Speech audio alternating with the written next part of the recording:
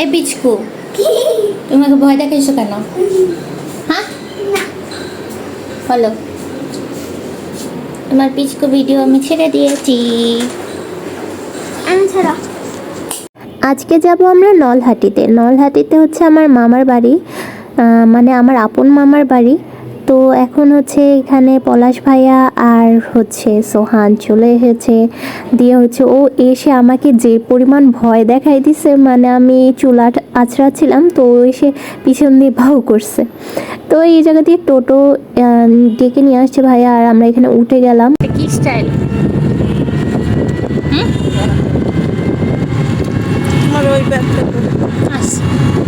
তুমি যাবে আমাদের সাথে নলহাটি? কেন তুমি না একটা বলছিলে যাবে? কেন কেন কেন ধরে নিয়ে আমরা স্টেশনে চলে আসি। স্টেশনটা হচ্ছে বাড়ি থেকে বেশি একটা দূর না, তারপরে হচ্ছে টোটো করে নিয়ে আসছি, কারণ আমাদের কাছে লাগেজ ছিল, অত দূর লাগেজ ট্রেনে তো আনা পসিবল না। আর এদিকে হচ্ছে আমান ভাইয়া আর পলাশ ভাইয়া দুজনে চলে আসছে।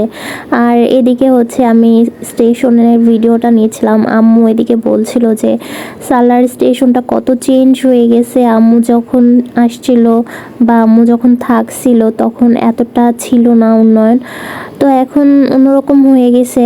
আর এই জায়গায় হচ্ছে আমরা স্টেশনে চলে আসছি, এদিকে ট্রেনের জন্য ওয়েট করছিলাম। ইয়েতে কাটওয়া জাংশনে আছে এখন।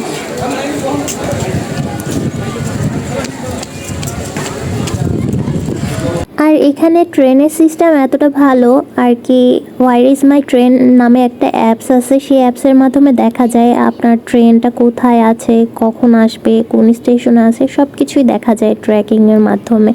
আর জিপিএস তো থাকে ট্রেনের মধ্যে, তো কোনো রকম অসুবিধা হয় না আমার কোন স্টেশনে নামতে হবে, কয়টা বাজে নামতে হবে, সব কিছু দেওয়া থাকে।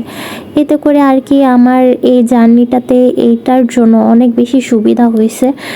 আর তারপর হচ্ছে কিনা আমরা ট্রেনের জন্য ওয়েট করছিলাম। আর এই জায়গায় হচ্ছে সোহানের পাশে হচ্ছে একজন বসেছিল, উনি জিজ্ঞেস করছিল যে তোমরা কোথায় যাবা।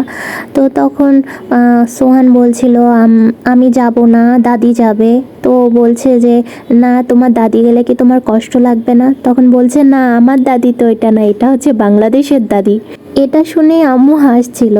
তারপর হচ্ছে আমরা ট্রেনে উঠে গেলাম আর ট্রেনটা ছেড়ে দিল। এখন চলে যাচ্ছি নলহাটির উদ্দেশ্যে।